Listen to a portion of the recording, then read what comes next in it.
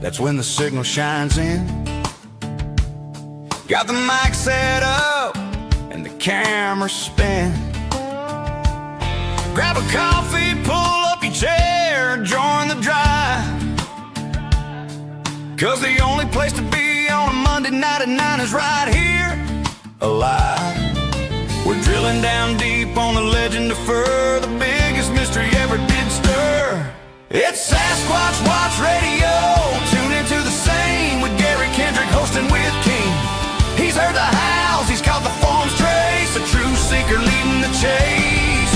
Something stirs out in the shadowy wood. Let's uncover it together, just like we should.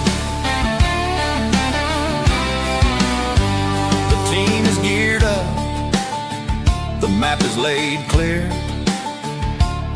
We bring expert voices where the facts appear. We feature top names on this digital plane, from Meldrum's big theories to Strange Rich Strain. With Lyle Blackburn and Scott Violet online, we chase the elusive one sighting at a time. It's Sasquatch Watch Radio. Tune into the screen with Gary Kendrick, host of the scene. He's heard the howls, he's seen the dark form, a true eyewitness leading the storm. Something is lurking out in the dark wood. Let's find it together, just like we should. We give you the legends, the truth laid raw, and a unique track for the tale of the law. So subscribe to the channel, heed the lead. We're planting knowledge, pulling up the weed. Yeah, Monday night, 9 Eastern, YouTube Live. Sasquatch Watch Radio, where the quest thrives.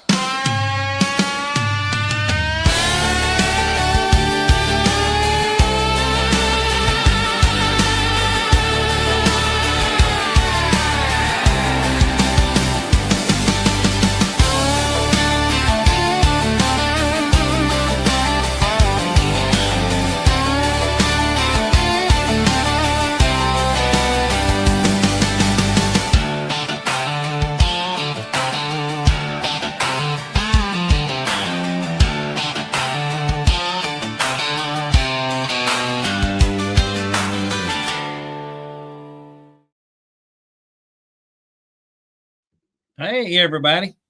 Today is Monday, December the 1st, 2025. I'm bringing 2025 to a close here. It's coming on fast. You're watching Sasquatch Watch Radio. I'm your host, Gary Kendrick. I'm going to start off. I'd like to apologize to everybody. We were supposed to have Fred Roehl on again tonight, and Fred has had an incident with some bad chicken, and he's too sick to come on tonight, so that's twice in a row we've missed Fred, but we're going to continue on. We're going to have a good discussion.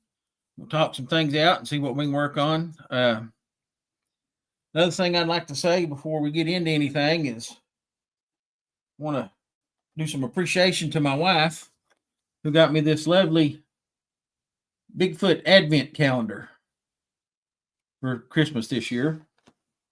And it being the first, I got to open up my first slot on the calendar. I got this really cool little Bigfoot Christmas ornament.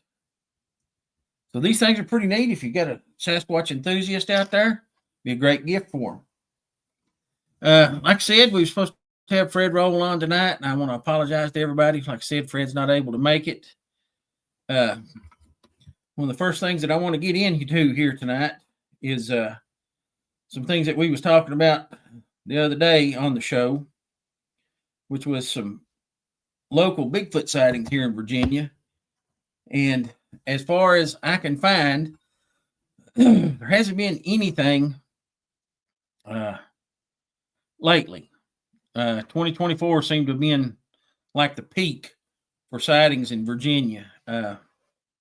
However, we did have a good sighting in November of 2024.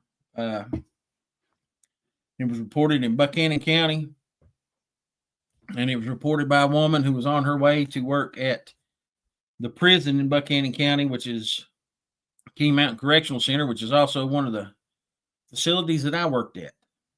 So just if you guys aren't familiar with Buchanan County, I don't know if any of you guys even know where I'm talking about, but Buchanan County is just like around here. It's a really rural county, a lot of forest, a lot of mountainside, a lot of private land, so good habitat for a Bigfoot. We had a Class B sighting in Rockingham County where a man he had reported he had heard growls and having rocks thrown while he was walking his dog. In August of 2024, a motorist reported a 2-day-old trail in Spotsylvania County, which was classified as a Class A sighting. And this through the BFRO. I just want to make sure everybody knows that. And I'm going to elaborate a little bit on Spotsylvania County because I have some history in Spotsylvania County Bigfoot researching. And just for the record, that I've seen some of the strangest stuff and had some of the strangest encounters in Spotsylvania County of any place I've ever been. A lot of activity up there. In January of 2024, there was a Bigfoot sighting that was reported. Naval Station, Norfolk.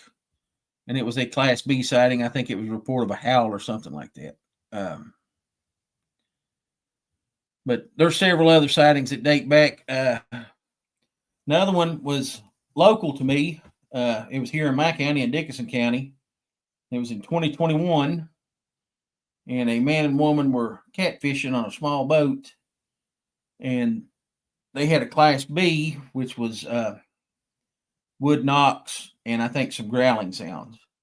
And then they said they could hear footprints. So that's kind of our closest that we can come to about, Virginia sightings here. Another thing that I kind of wanted to get into was, if any of you guys know Fred, he has a terrifying encounter story. And hopefully I can have him on to talk about it. But he talks about the Sasquatch and his encounter being maybe 12, 14 feet tall. And a lot of people will tell you that, Bigfoot can't be 12 or 14 feet tall. But if you use Bergman's rule, I think it's called, things further south are smaller. And animals that are further north are larger. So just for an example, we'll use white-tailed deer. In the Keys in Florida, which is the most southern spot in the United States, you have Keys deer, which is a subspecies of whitetail, which is really, really small deer. And then the closer you get back up towards the north, the larger the deer get. Now, with that being said, if that happens with animals, then it's very possible that you could be dealing with certain Bigfoot being over, 8, 9 feet tall. That's not out of the realm of possibilities, because if they're 8 feet tall here, then according to Bergman's rule, they would be taller the further north you go.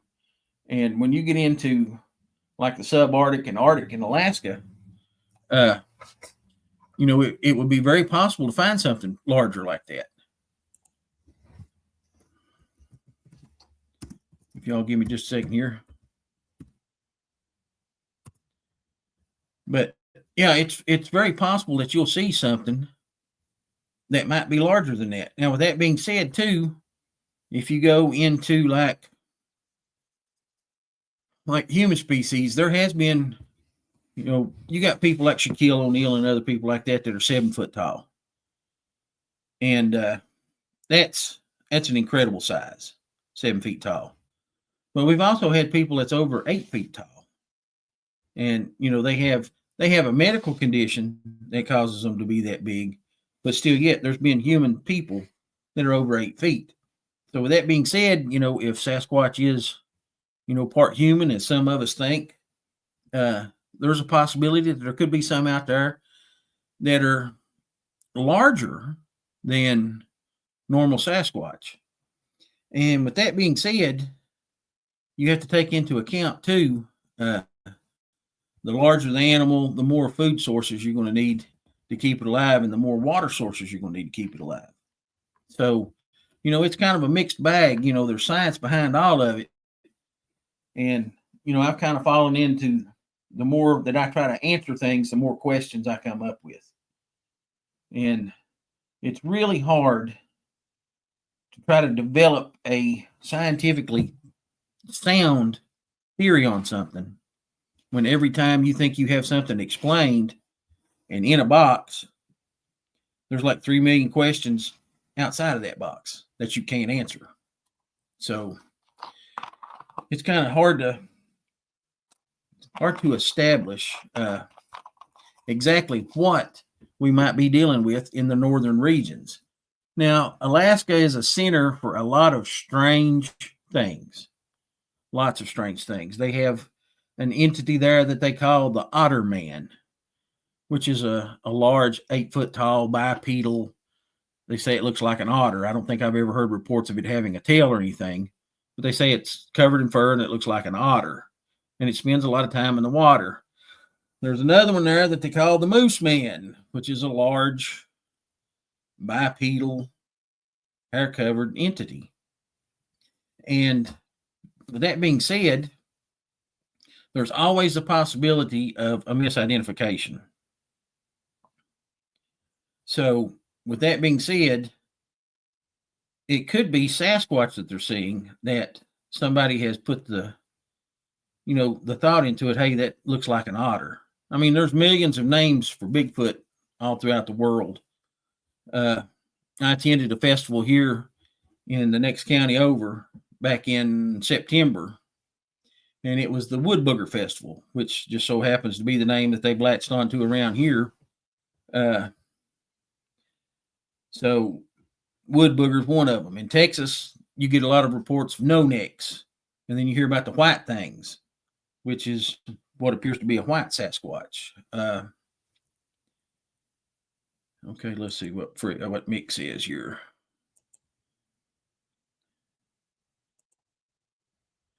Mick says 8 or 9 feet tall, I buy, but after a certain height and weight, a bipedal frame can't withstand the physics necessary to be mobile.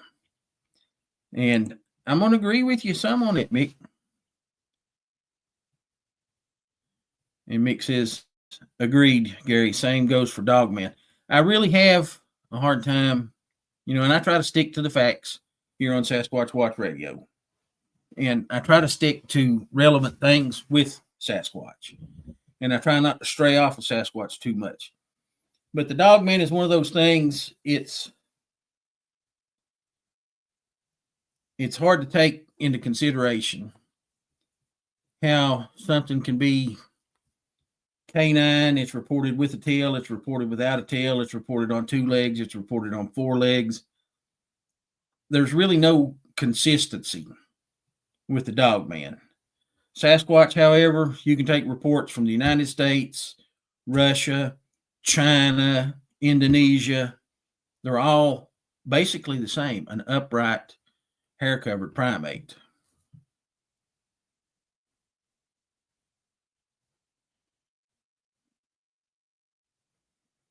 I've got a good comment here.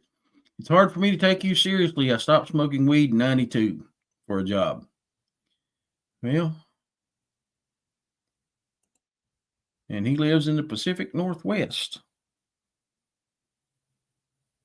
Okay. Well, with that being said, I hate to break it to you, I don't drink. I don't use drugs. In the Pacific Northwest, there is a lot of encounters, and you will get some 10-foot encounters in the Pacific Northwest. But like I said, misidentification for the Dogman is probably going to be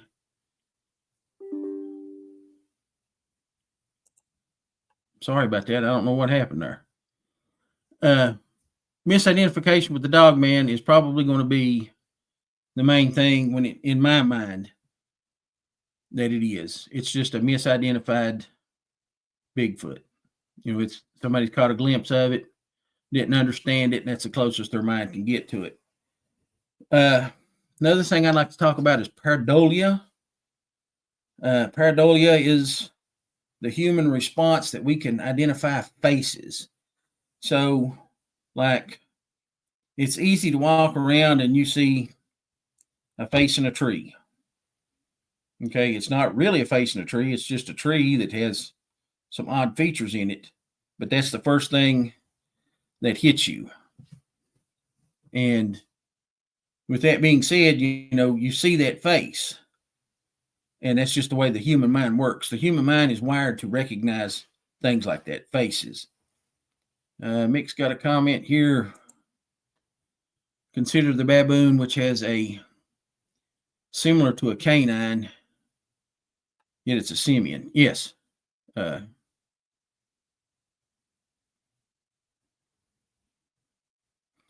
So, yeah, I think that probably has a lot to do with it. There's some stories throughout Appalachia, Mick, of a thing that they called here the hell monkeys. And from all the descriptions that I've ever read, they sounded more like baboons. And it wouldn't be, out of the realm of possibility for somebody to, see these and think, oh my God, there's a dog man, but it could be just a wild baboon. And, we've talked on the show before about wild primates.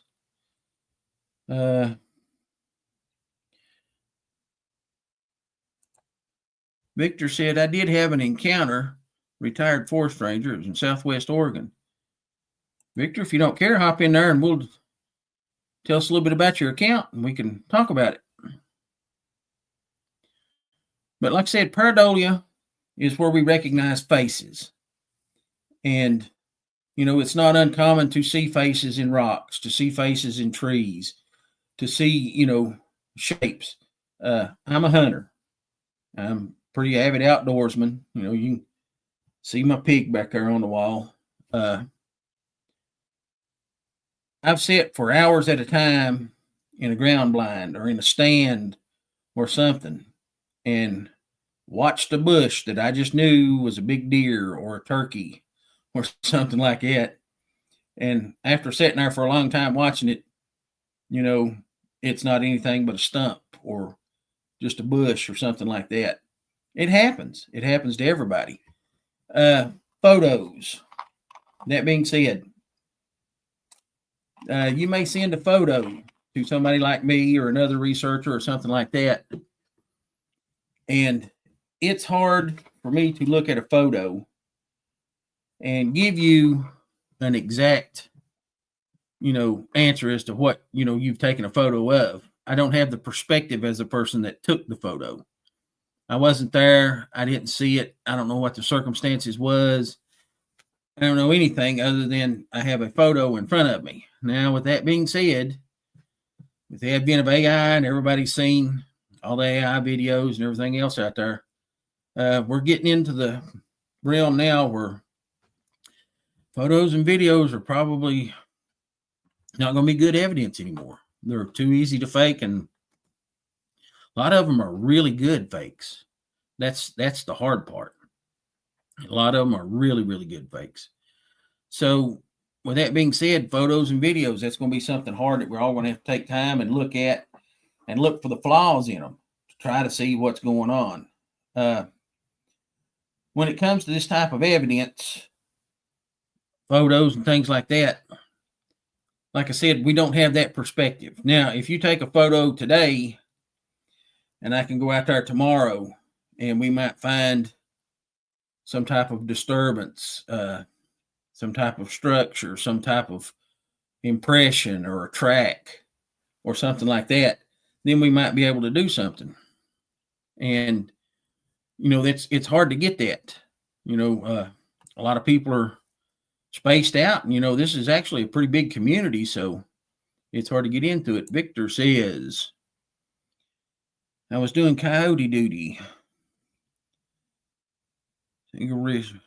Lord have mercy, I can't even see. I was doing coyote duty, single resource, on a fire. Something threw a brick-sized rock at me, howled. Rock throwing incidents, Victor, in my opinion, are kind of sketchy. I think that, and this is, like I said, this is my own personal opinion based on my own personal encounters. That's all I can base any of my research on, is research that I've actually went out there and done. But rock throwing incidents can happen to just about any of us.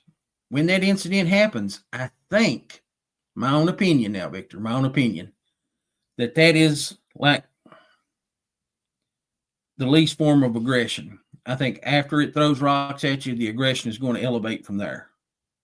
And there's plenty of evidence from, about it, even with like the Ape Canyon incident where they rolled huge boulders down on the cabin and everything else. So that's pretty good. The howl. What did the howl sound like? How did it make you feel? Mick says, Pareidolia, I've sat in an OP in the dead of night under blacked out and silenced radio orders. And my eyes played tricks on me. I had to keep switching to night vision goggles. Well, Mick, I'll tell you this one.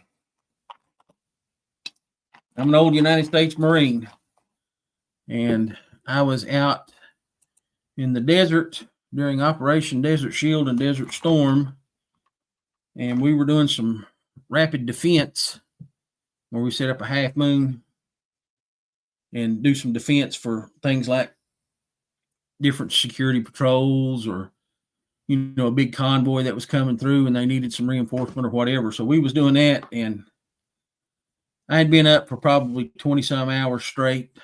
I was exhausted, tired, and I sat there, and I swear there was a bush out in the middle of that field, and it looked like that bush stood up, took 3 or 4 steps, and then sat back down. And I shook my head and I rubbed my eyes, and I looked at it again, and it was right back to where it started at. And I'm pretty sure that bush didn't raise up, take 3 or 4 steps, and sit back down. It was just the facts of it. When you're an OP and an LP, your mind can play some huge tricks on you. And that happens to all of us. Like I said, especially in the military where you're pushed to the extremes, you have a long period without sleep. You're at a food deficit, you're at a water deficit. And in the desert, that was a really hard thing, to be in a water deficit. And, we drank quite a bit of water to keep ourselves alive. Victor says, guttural howl, deep howl. It threw many big rocks. I was armed. Victor, with that being said, I carry a firearm with me when I'm doing my investigation. And excuse me. One of the big reasons that I carry a firearm with me when I'm doing my investigations is there's a lot worse things in the woods than Bigfoot. Illicit drug trade is rampant all throughout the United States, whether it's cocaine, methamphetamine. I'm trying to think of this. Can't think of the drug now that'll kill you with just a few grains. But anyway, the illicit drug trade is all throughout the United States, and it's pretty rough. So, that being said, I carry a firearm with me because you never know what you're going to run into, especially in some of these isolated, far out regions where we end up going. A lot of people don't think anything about it. Oh, I wouldn't shoot Bigfoot. I wouldn't shoot Bigfoot. I wouldn't shoot Bigfoot either. Fentanyl. Thank you, Allison. Fentanyl. I wouldn't shoot Bigfoot myself because I think we're dealing with probably one of the most endangered species on the planet. I mean, we've got thousands of people out there beating the brush just about every day on the regular trying to find this thing. And, we're not having any luck with it.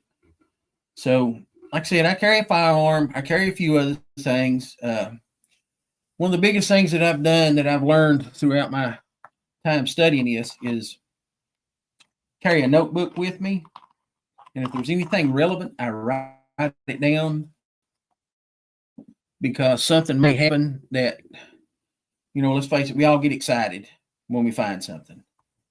So I try to keep notes. I try to write it down. And I even kind of go to the extreme with some of it. Weather, what was the weather like? What was the temperatures? How far was I from a water source? What type of terrain is it? I took my nephew with me this year to a spot that I knew that there had been some activity back in the 80s. And me and my nephew went into this spot, and he's 8, and he was pretty nervous. And we actually found a footprint up there. We was only about 500 yards. Excuse me, up this holler from a campground. And that campground had been active all summer.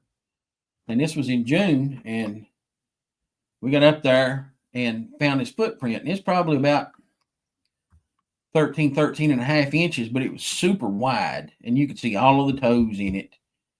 And I did a short video of the same area and posted it on here for you guys to look at.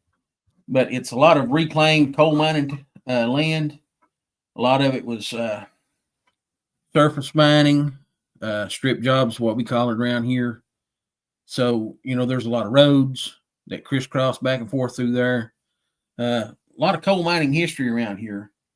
And I think that plays a part in the Bigfoot sightings that we've been having, because there's a lot of water that comes up out of these mines and things like that lead into the river. And not only to lead into the river, you have all these small creeks and things that come through, and most of them are pretty clear. I'm not going to say it's great water, but it's pretty good water. Plus, it also provides some shelter, like during the inclement weather, rain, whatever. You have some old abandoned mine faces that they might be able to crawl up under.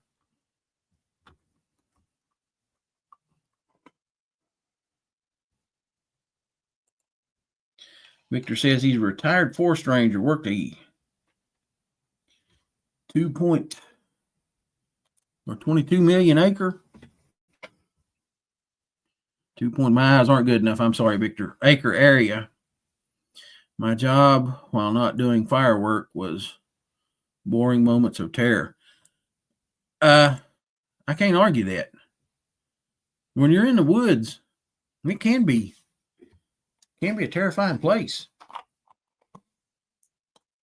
Especially when you're dealing with 2.2 or 22. I can't really tell, because like I said, my eyes ain't that good. I think it's 2.2. When you're dealing with that size of an area, anything's possible. And you said Oregon, if I'm not mistaken, I believe that's what you said earlier, it was in Southwest Oregon. You have the possibilities for all kinds of stuff. Coyotes, wolves, bears. It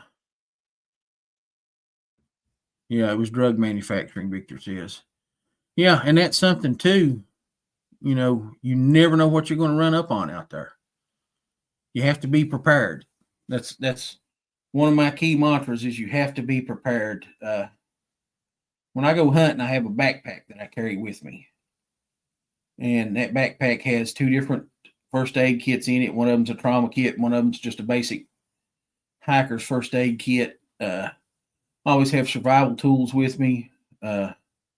Knives, cigarette lighters, flint and steel, a mess kit. I actually have a nice small butane stove that I carry with me that I can purify water with if I have to. I can heat food with if I have to. I can cook, whatever.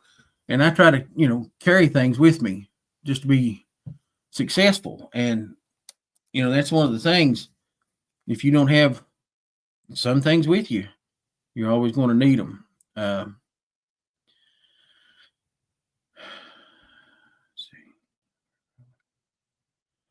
Another thing too that I wanted to talk about tonight was all these different encounters that we've had all throughout the United States.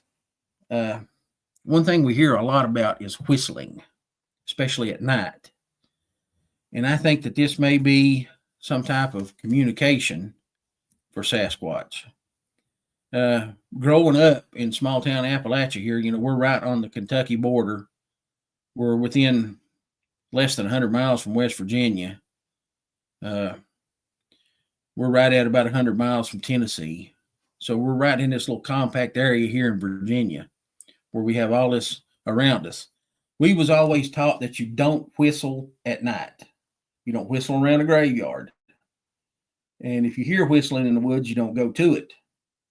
Another thing, too, was we was always taught that if you hear somebody calling your name from the woods, you don't go to it. That was the devil calling you, is what they told us.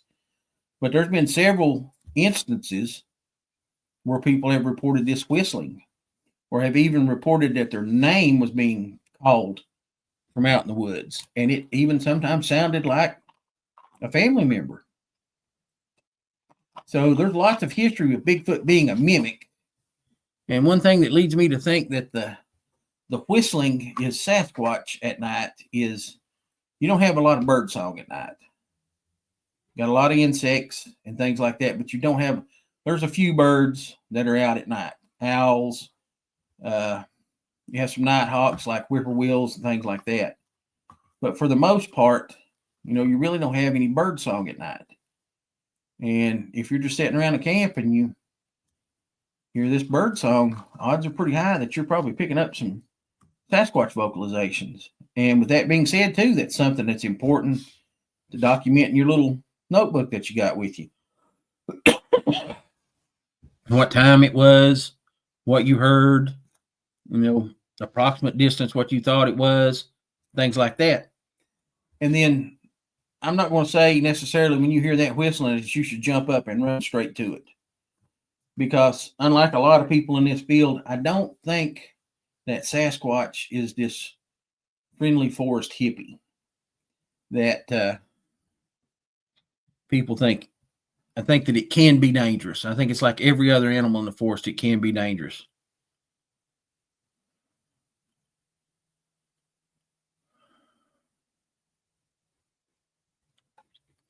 Well, let's get into this one from the Foot Clan here. Just holy crap, there was an owl on 3 or 4 mountaintops the other night calling down to one of the juveniles that was calling up to them, the hills. There was a little one doing a honk like a goose. And then they also said, I think it got so cold he was asking to come back to the clan. I've heard, Foot Clan, I've heard an owl mimic that was wrong. I don't know what it was. It was in the woods, but it was not the typical owl sound. It was really, really, really deep, and it was just off. You could tell it was something that was doing a poor imitation. Foot Clan says he uploaded a 10-minute section of it if anybody wants to hear it. And he says you need to hold the phone up to your ear or turn all the noise down because my phone didn't pick it up that great. But it was about 12:30 at night. It was only about 12 degrees out in Colorado. That's pretty daggone cold, 12 degrees. I'm going to be honest with you, it's about 23 degrees here, Foot Clan, and I'm suffering pretty bad. For starters, my wife, for Thanksgiving, she's a school teacher. She got sick. I think the kids brought in some stuff on her, and now I've got it. So 23 degrees is about to wipe me out right now, let alone 12. But, with that being said, the mimics, there's been a lot of people that talk about it. We had a guy on the show that said he heard what was relatively close to his mother's voice. And he said his name was Brian, and he said that he could hear it, Brian, Brian. And he said his mother was sitting right beside of him when they heard it one day, and she told him that he needed to get right with God because, they was calling his name out there. And that's basically what I've been told my whole life. Now, with that being said, too, what the intentions are with that, I don't know. We have a lot of reports of Sasquatch coming up to like the window in people's houses, especially with children. And they'll peck on the glass, and the children will look out the window, and it's like motion for them to come out. And we don't know what that intention is. Hold on just a second here. Foot Clan. I think I heard it imitate my neighbor in her yard, pretending to drag her trash cans and mumble like her. And it wasn't even trash day. The next day, we didn't put the cans out until the morning. Foot Clan, was there metal sounds? Did you hear like metal or anything? Because I know that's one of the big things Ron Moorhead talked about, that they heard like a cowbell and like metal noises. And he said at one point it sounded like a tuning fork that was going off.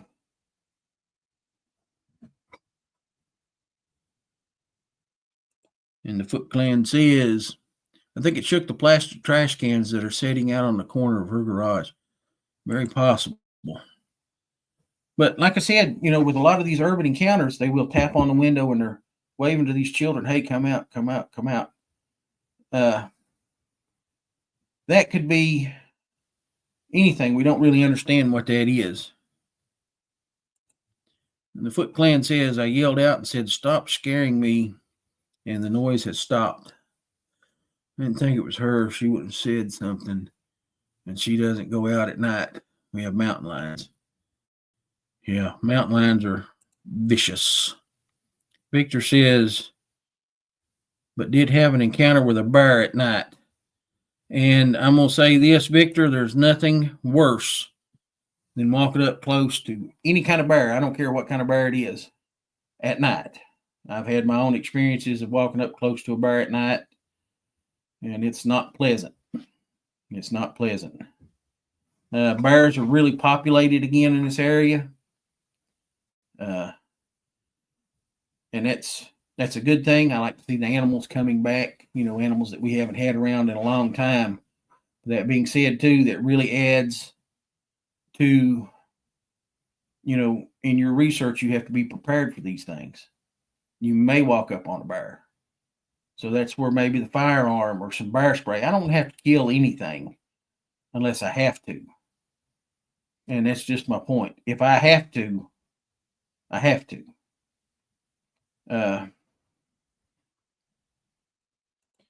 Foot Clan says, I think bears are way too unpredictable. We could do with just black bears, in my opinion. I wouldn't mind seeing all the grizzlies go to the zoos and sanctuaries. I'm sick of seeing people die to grizzlies. That's, that's kind of Foot Clan. With that being said, that's kind of one of the things that, one of the dangers that we all have to deal with. Most of America now lives kind of an urbanized life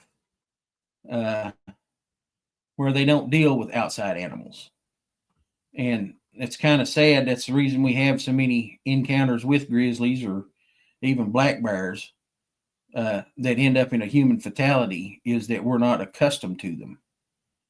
And, with that being said, too,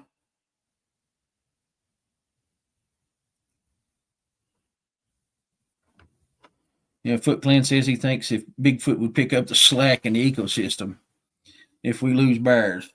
That's one of the things that I look for in a research area, is if a bear can survive there, or there's been bear sightings there, there's a good opportunity, there's a good chance that there could be a Sasquatch in that area, because I think they use a lot of the same resources. Victor says, wolves never really left here. They always have been here. See more wolves now. Yeah, things are coming back. Things are coming back. As a child growing up in this county, I never saw a deer. There wasn't any. You never saw a bear. You might see a turkey every now and then. You might see a bobcat on occasion. But, there wasn't any deer or bear or anything like that. Now we have a huge deer population. We have a large bear population. Virginia now has an elk population, which is really exciting. They actually hunt the elk in the next county over, Buchanan County, and there's some really big ones up there. Really big ones up there. Another thing, too, on the subject of bears and other animals like that, as researchers, that's something that we need to be prepared for. We need to be able to identify different types of tracks. I've had a lot of people get mad at me and say that this is a Sasquatch print. And when I look at it, I can see that there's a set of claw marks in the back and a set of claw marks in the front. And I tell them, no, that's a double track from a bear. And they get upset over that because they're convinced that it's a Bigfoot track. And I've said this on the show a million times, and I'll probably say it a million more times. Not everything that you come up on in the forest is Sasquatch related. And some of the things that you come up on in the forest that maybe are unexplainable or you can't wrap your mind around or something like that, even when you've seen Sasquatch in that area, are not Bigfoot related. A lot of people call it the woo or whatever. I don't really take a side on it. I'm open-minded enough that I can talk to people who are in every camp when it comes to Bigfoot. And I can interject my own thoughts into what, they think they saw or what their experience was. It's not what they think they saw. That's their experience. A lot of things you hear about Bigfoot phasing out. They just phased out. And I think a lot of that is Bigfoot has an environmental camouflage. In the coat of Bigfoot, there's multiple colors. And I think that's why, when you look at Bigfoot anyway, the first thing you think of is a ghillie suit, which is prime sniper material. Mick even said that he could disappear pretty good, and he's 6'5". So, Foot Clan here. Let's see. Bigfoot eats berries and bears eats berries. Bigfoot rips off bark, digs for grubs, and so do bears. They both kill big animals and leave carcasses. That's true. That's true. I think that falls back into Foot Clan into the omnivorous nature of the Sasquatch. We're not dealing with. I really don't know if there's any animal on the planet that is a strict herbivore. I think most of the animals on this planet are omnivorous. There's tons and tons of photos of deer eating young songbirds. And I think it boils down to, general needs, protein and calcium. There's lots of reports of deer chewing on bones. That sounds to me like a calcium deficiency. So that's something that we all have to think about, and two, when you get into the fact that, these animals are eating these other sources of protein and calcium and these other minerals, that right there kind of leads into how Sasquatch, does live in the forest. A lot of scientists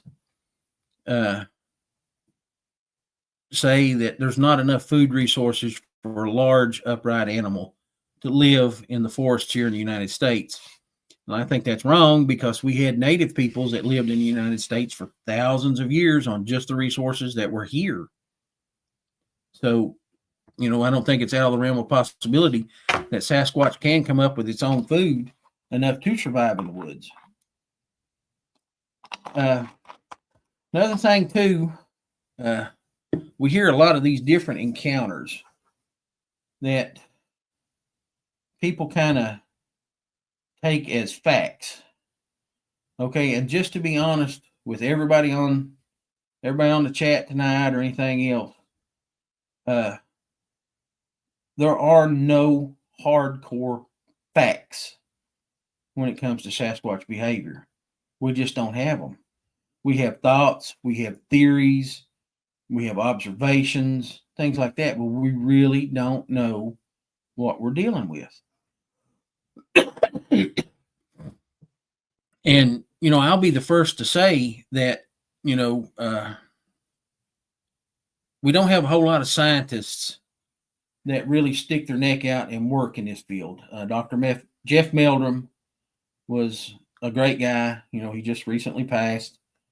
And that being said, one of the reasons I think that we have a hard time getting people from the science community to take us seriously is that we have all of this observational or all this theoretical things that we all lean on and say, this is fact, this is fact, this is fact. And we all have our own experiences. And the more you do experience, the more you kind of understand how things work. But with that being said, science doesn't want to roll the dice on citizen scientists being out there. I'm going to clean that up a whole lot. Citizen scientists, that's the only way I can say it. Foot Clan here. We all have our experiences. The more you experience, the more you start to become an expert in the field. Even though nobody wants to admit it, that's because they don't have any experiences. I've had quite a bit of experiences in Foot Clan. I'll just tell you, that doesn't make me any more an expert as it does, anything else. I have my own theoretical theories. I have my own, observations. I have my own thoughts. I have my own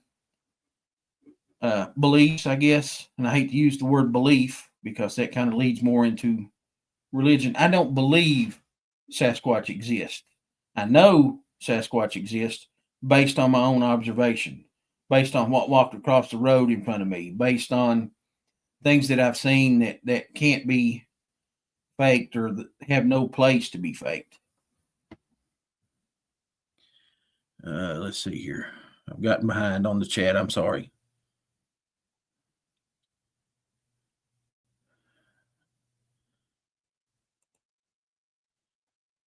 Mike, there is no we. Just you and me, buddy. And then Foot Clan says, no, you have to communicate and interact for years with the same group, and then you start to understand them. Yeah, that's basic. That's basic forestry. Anytime you can work around the same group of animals, you get to know their habits, you get to know their patterns and things like that. A lot of people get into the thought that Foot Clan has another one here, excuse me. If you see them, go to that area by yourself for hours in the woods alone, speak to them. They will speak back and make noises in response. That's the first step. And I'll say that I do respect that. I do think that they kind of have their own language. Well, you can see there I've kind of stepped in my own right there, because every time you think you've got an answer, there's more questions. I'm not for sure if what we hear in the Sierra Sounds and all these other reported things are literal language, or if it may be just communication. There is a difference. And, even a minute difference can make a whole theory sink. But I do think they communicate. And I think they do try to communicate with people. Like I said, the Sierra Sounds is a perfect example of that.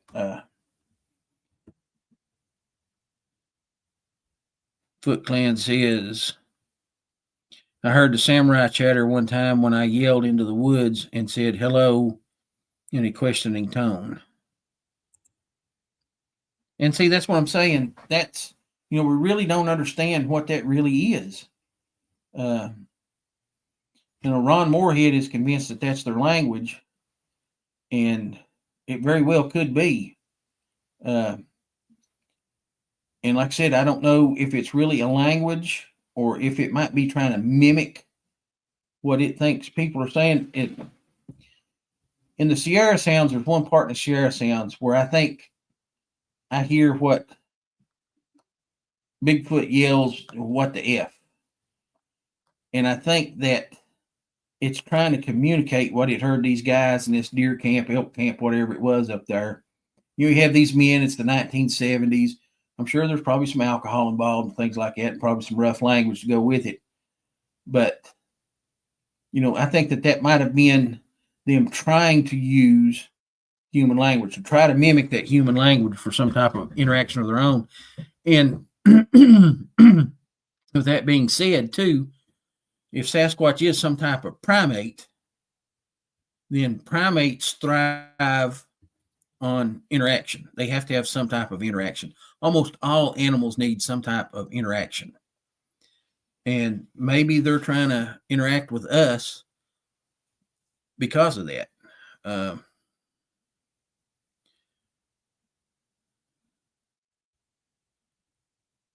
Okay, Foot Clan says, I definitely thought it was words in their language.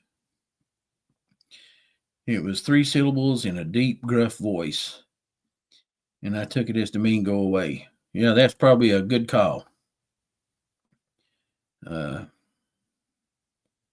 Mike Nation, I hope I said that right. I heard stuff that sounds like chattering or raccoons fighting, but I can't say for sure. That I'll tell you, when it comes to, you brought up a good point, raccoon chatter. If you're not familiar with what that sounds like, it's going to leave you kind of stumped because it doesn't sound like what you would equate with a raccoon. And with that being said, too, me and my father-in-law and my son, we go to a game preserve and hunt. That's where we hunt our hogs at. And they have European red stag there, and they have a pretty good population of elk. And I'll use elk as an example. If you've never heard an elk bugle, that is a tremendous sound. My advice for any new researchers or anybody that's new into this subject right now, the first thing that you should do is when you find your research area, someplace that you want to research, learn what animals inhabit that area. Learn what calls that they make. My wife took our dogs out the other night, and there was a fox that was calling just below our house, and she had never heard that before, and it scared her. And that's my advice. Learn what sounds animals in that area make and become familiar with them.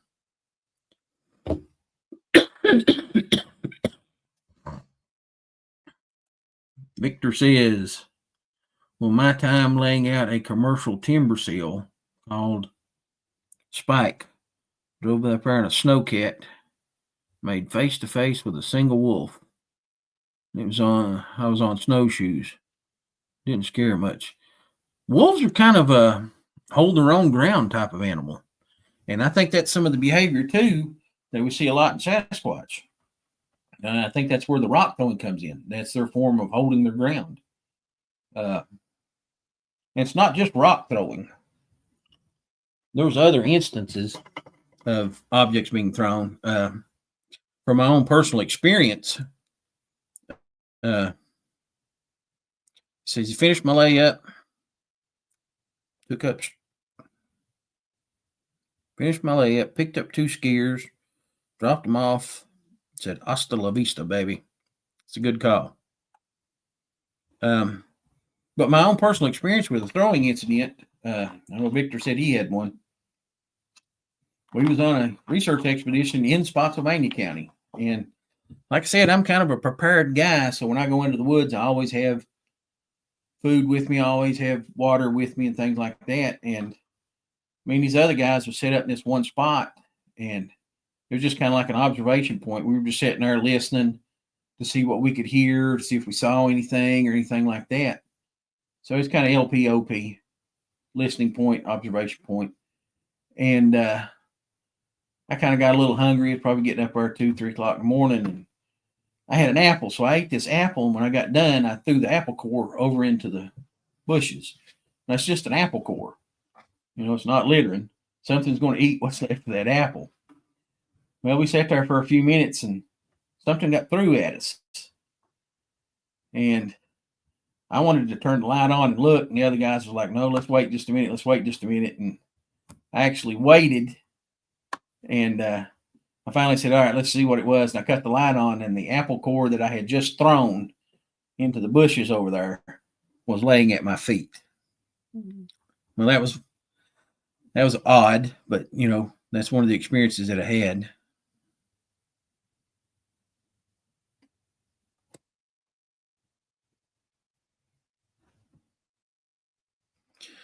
Yeah, here we go. Sasquatch heard an elk bugle at 3 a.m. and land between the lakes. Kentucky has a good population of elk. Good population of elk. And that is a scary sound. If you don't know what you're dealing with, that is a scary sound.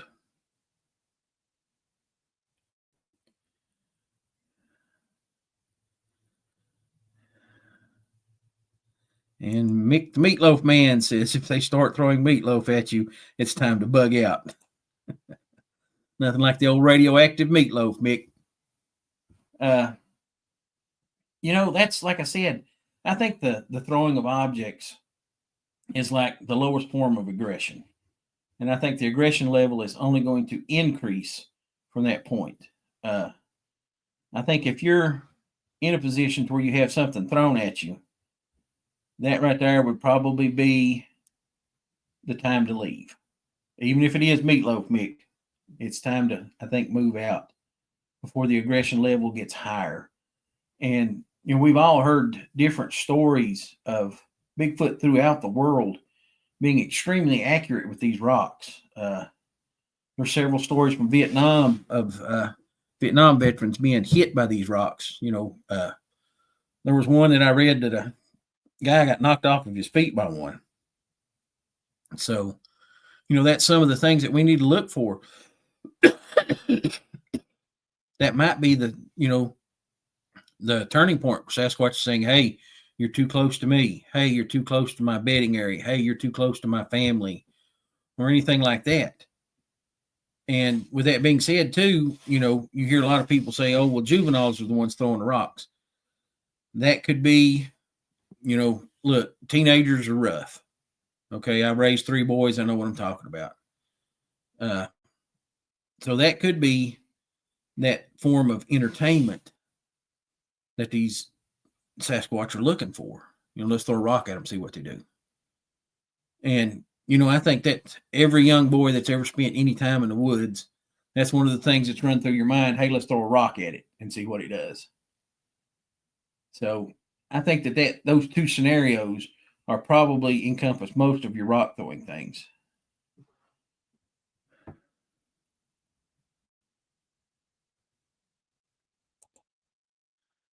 Foot Clan says 3 boys. That's one of them on the wall behind him. Don't mess with him, Gary. Are you talking about the Marine picture? That's actually me. It was my boot camp graduation picture from 1988. That seems like 100 years ago. But, with that Marine picture, that kind of brings up a good thing. There are lots of Bigfoot encounters that get reported on these Bigfoot bases, or these military bases, they don't go anywhere. They're covered up. They never get brought forward or anything like that. There's one on Quantico here in Virginia. Call it the Quantico Monster. It's a Bigfoot type upright primate looking animal, and it gets seen a lot. Then you go up to I'm trying to think of the big army base up in Washington. But anyway, there's lots of reports from these military bases. And I think the reason that is because these military bases encompass a huge amount of land that has a huge amount of resources on it. And that's why they're there, just to get those huge amount of resources. Foot Clan says the Kandahar giant. And I'll kind of give you my 2 cents on that. If you follow the story of the Kandahar giant, that was a giant, like Bronze Age humanoid.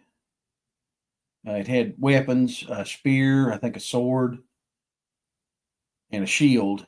And it was encountered, I think, by a group of Marines in Kandahar, Afghanistan. Now, the description of what the Kandahar giant looked like, even down to the bluish skin and red hair, kind of fits into what I think it was the Paiute Indians described as these cannibal giant that they ended up eradicating in the Lovelock Caves in Nevada. I don't think necessarily that those are Sasquatch, because in both instances they don't discuss anything other than it was human and that it was human looking. They don't have the hair, they don't have the full body hair is what I mean. They don't have the full body hair. The 6-figure thing, Foot Clan, I don't really know about that. Not a lot of people say that comes in with the Nephilim, but I just don't know about that.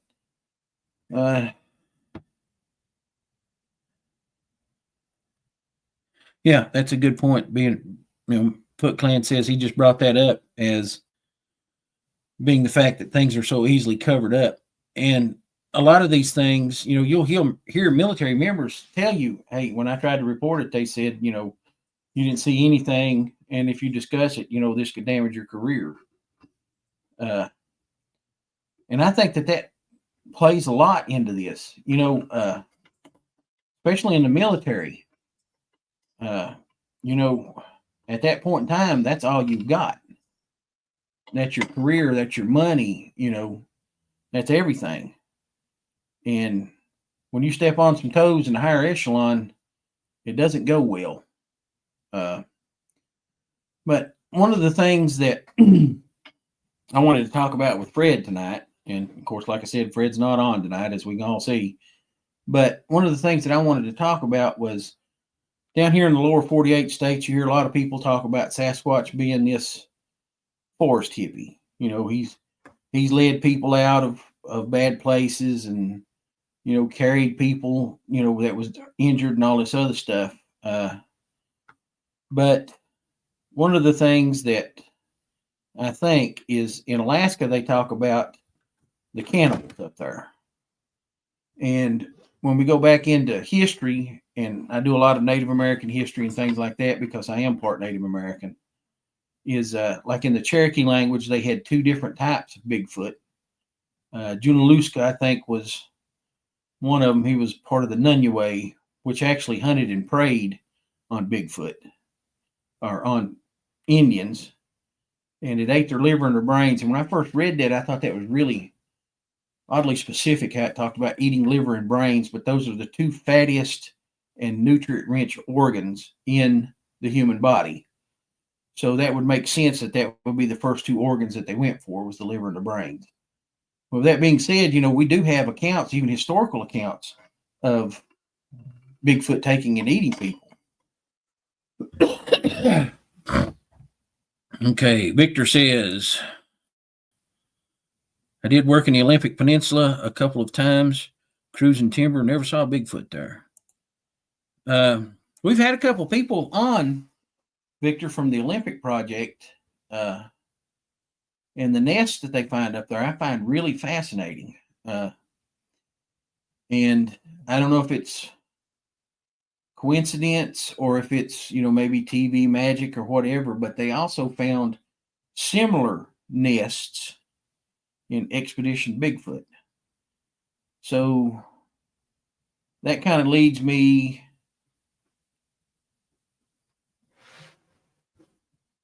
to believe that there could be some similarities there. That could be something that Bigfoot is building. In the Peninsula Project, I think they were built from evergreen huckleberry, I believe is what they said. And I can't remember what they said they were made out of in Expedition Bigfoot. But they were really, really similar in appearance. And, what we, only thing we can guesstimate is that, possibly it may be some type of nesting situation for birth or rearing young or something like that. But, when you get into it, there's a lot of primates that do build ground nests. Gorillas, I think, is one of the biggest ones. They build ground nests every evening as they move. And I would think, in my own opinion, that if you had to bring two animals to the table that probably had similar behavior with Sasquatch, it would probably be chimpanzees or gorillas. Those two ape species, I think, would probably have the most similar behaviors as Sasquatch. Now, with that being said, that's just my opinion, my guess. I don't have anything to back it up. That's just kind of one of the things that, I sat down and think about. And with that being said, too, okay, hang on. Foot Clan has something here. Gary, there's some amazing videos on YouTube about gorillas and how they observe human behavior. It's really fascinating to watch. And I'll tell you this too, Foot Clan, when you think about it, there's a lot of videos too and stories from Africa where baboons come in and raid villages and take infants. Now, I don't know if they're taking the infants to feed on them, if they, take them to try to rear them or whatever. I have no clue. But that's pretty spooky behavior when you think about it, them taking infants. And it's been reported several times in Africa of baboons doing that. Apes have some really unique characteristics that fall almost in line with the Bigfoot behavior that we have. Elusive. Okay, they don't really want any interaction. Jane Goodall that tried for years to get close to these animals. Diane Fossey, the same way, worked for years to get close to these animals. Okay, food habits. I know this was discussed on another show. I think it was Gwendolyn Purcell's said she didn't think she'd ever heard of apes eating meat, but yeah, chimpanzees will hunt and kill monkeys and eat the meat. And gorillas have been known to eat meat from like gazelles and things like that. And I think it may be they just scavenged it, but they've been known to eat that as well. So we know Bigfoot is probably an omnivore. Another thing that gets brought up a lot is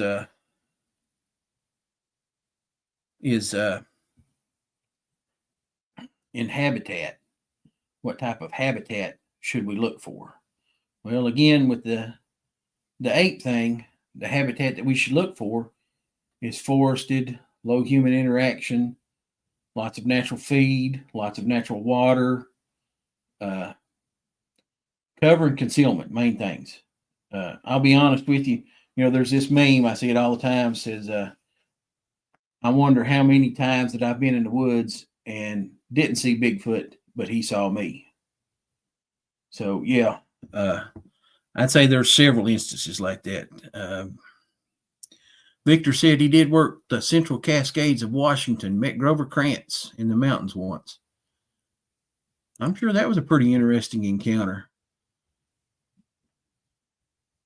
Grover Krantz was an interesting guy. He had a lot of knowledge. He had a lot of science that he tried to apply to these things.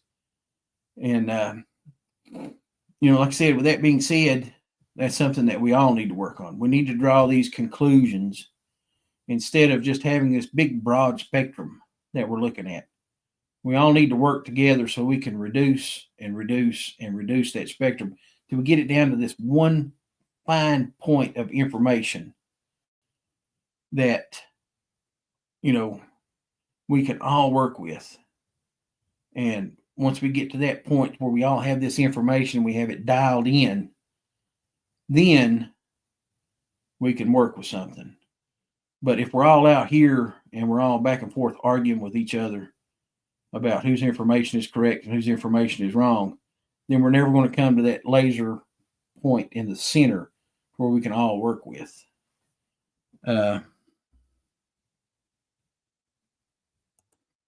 Foot Clan says, in the early spring when nothing is green yet, I believe the Sasquatch are eating the body hens and chicken succulents around the edge of my potted plants of them. I'm going to check this. It's a good possibility. My wife has some hens and chickens. And we've had a big problem out of the deer eating them. Of course, you can't plant anything here for the deer that we have here. That's something that's gotten to be a big problem. Anything that you put out here, they'll eat. Even things that are supposed to be deer resistant, they'll eat them. And it's not because there's a lack of food. I think it's just they're sampling things for a variety, I think.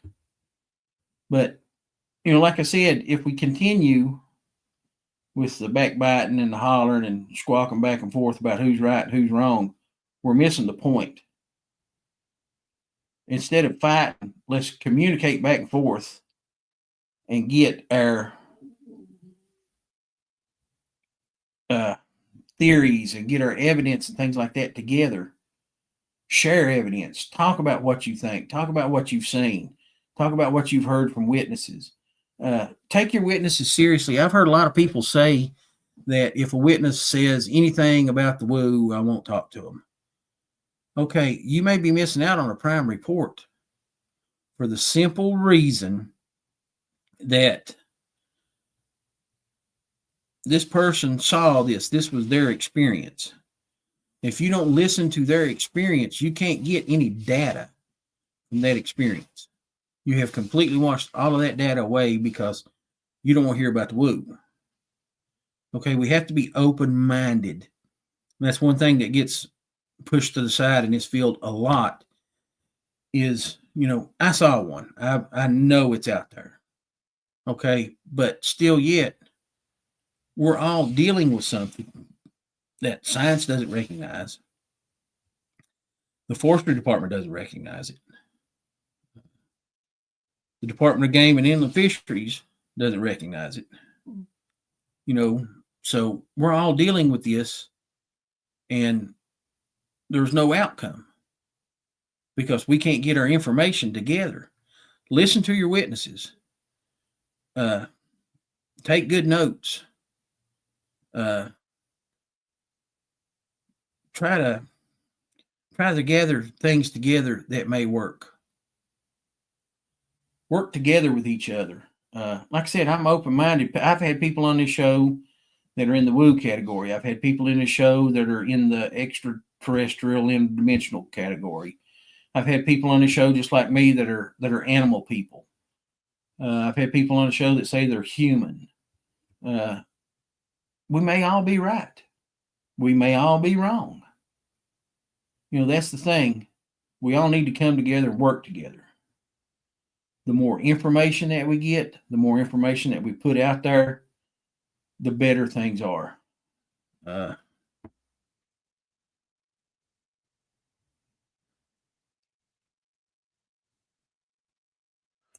Okay, Foot Clan says, I had paranormal footsteps run up on me from behind in Estes Park, Colorado. I'm trying here. I don't have my glasses on, so. In Estes Park, Colorado this summer, one of the scariest things I've ever had happen. Foot Clan, for me, I've had several experiences. Excuse me. I've had several experiences with floating lights and things like that in an area that we had some really serious Bigfoot activity.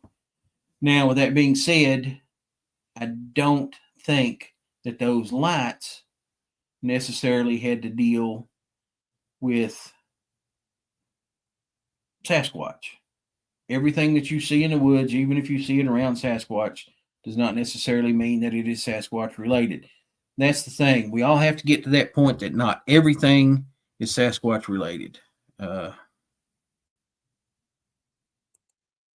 Mick says, Gary, if someone tells me they saw a Sasquatch get into a UFO and fly away, I can't accept that they saw a Sasquatch. They saw something, but not a Sasquatch. And with that being said, too, Mick, that would be a call to maybe go there and look for evidence, look for impressions, look for footprints. And that's something, too, that a lot of people mess up in the Bigfoot field is impressions and footprints. There is a difference. Not every impression is a footprint. Some of them are just not clear enough. Some of them may not be footprints at all to begin with. But that's what I'm saying. You know, if you can, even if it is a far-fetched story, like I saw a Bigfoot get into a UFO and fly away, that could be the simple fact that, you know, and Mick, I know you've experienced just like I have too. You've been up late, you're tired, your mind's playing tricks on you, and they may have saw what they thought was Bigfoot get into a UFO and fly away. But there may be some trace evidence there at that scene, impressions, footprints, hair samples, you know, odd structures, anything like that. And that's what I'm saying. We should all try to work closer to, you know, the people that give us these reports and try to take into account what they saw and try to put some serious science to it. Victor says right here, I don't know a primate that throws rocks. It's pretty common in Africa to see chimps throw rocks, and they even try to hunt with them.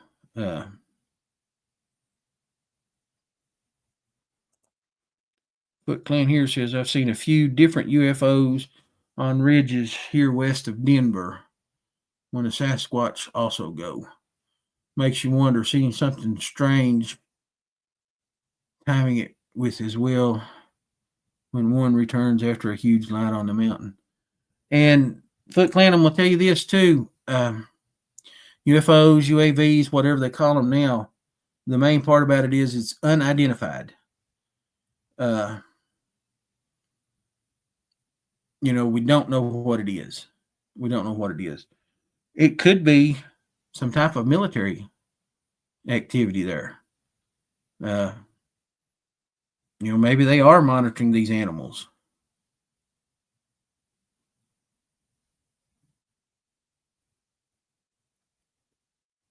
So that's my thing, is we need to take this evidence and work with it. Bring it to a point. Communicate with each other.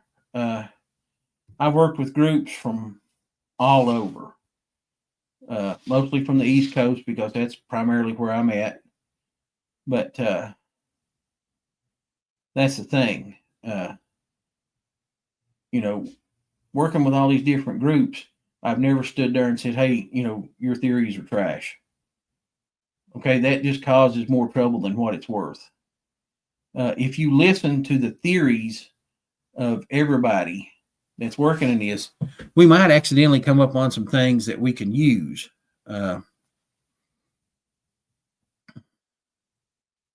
Yes, Mick, that's true. chimps and bonobos throw all different kinds of things. Rocks, sticks. Chimps have been known to use tools. I'm not going to say they make tools, but they use tools to get things like termites and things like that. There's even a monkey species that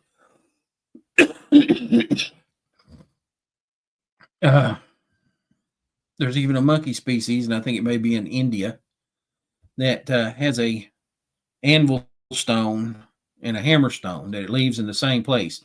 Now, these tools are not made, they're found, and it uses the anvil stone and the hammer stone to break open a hard shell nut so they can eat it.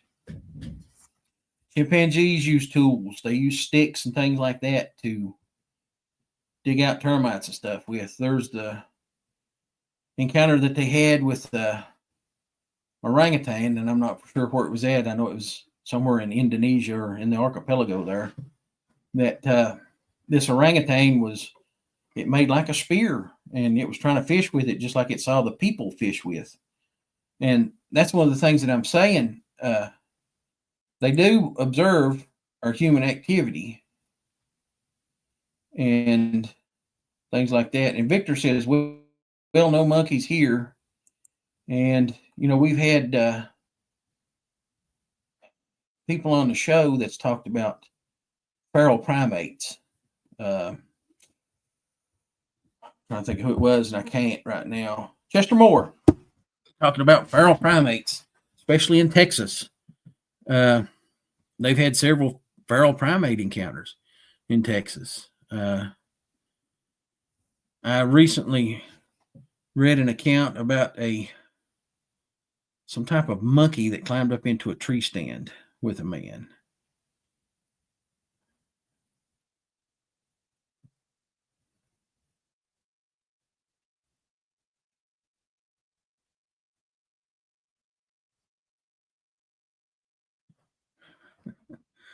Foot Clan says, I have the rock and I'm sitting pretty close to it right now. It looks like a lizard head with a mouth and an eye on it.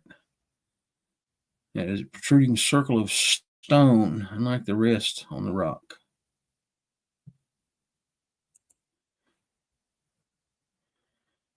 I have thoroughly studied the artistic mind of Sasquatch, and that is what fascinates me more than anything about these creatures, the similarities between us and them. And Foot Clan, that's kind of one of my theories too, is that, like I said, I'm a flesh and blood person. I believe it is a flesh and blood thing. As far as that goes, I think it may be some type of pre-human or some type of, unidentified ape species. And there are similarities, and I think a lot of the similarities is stuff that we draw ourselves. Mick says, I agree that we need to keep an open mind, but skeptical minds, not cynical. But we shouldn't be afraid to call BS when we've thought it through. And I will agree with that. I'm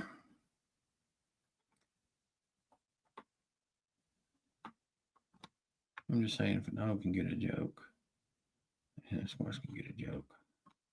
Okay, Foot Clan says, I'm just saying, if a dog can get a joke, then Sasquatch can get a joke.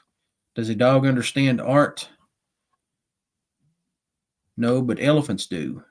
Give a Sasquatch a paintbrush is all I'm saying. I don't know if I'd want to be close enough to hand Sasquatch a paintbrush. Not until I've got a little bit better understanding of what I'm dealing with. Well, guys, it's almost 10:30 here. I've rambled on quite a bit. I appreciate everybody that's been on tonight. Ron Kendrick, appreciate the like. Thank you, cuz. Like I said, if you guys have any questions, I'm on Facebook. You can email me at garykendrick@yahoo.com. I don't have any problems discussing anything with anybody. I don't have any problem sharing my theories or thoughts with anybody. I'm pretty much an open book. If you ask me, I'll tell you what I think. And with that being said, just want to let you guys know next week we should be having Brandon Gayhart on the show. He's a researcher. I think he's from out of Kentucky right now. He has a law enforcement background. Should be a really, really good show. And we'll try to see if we can't get Fred back on the show sometime. Like I said, I just want to apologize to everybody. I know it's been kind of hard getting Fred on, but, you know, circumstances sometimes don't always work in our favor. You know, Fred was wasn't really involved in an accident last time, but, you know, he was stuck on the side of the road with it. And then got a hold of some bad chicken this time, so you have to be careful out there. Watch that meatloaf, right, Mick?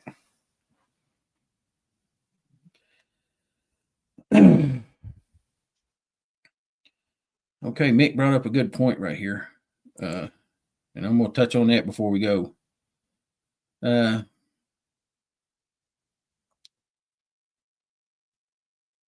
says we can rule out Gigantopithecus blacki, but Sasquatch could still be ascendant of Gigantopithecus blacki. And with that being said, Mick, Gigantopithecus blacki, to the best of my knowledge, and I try to study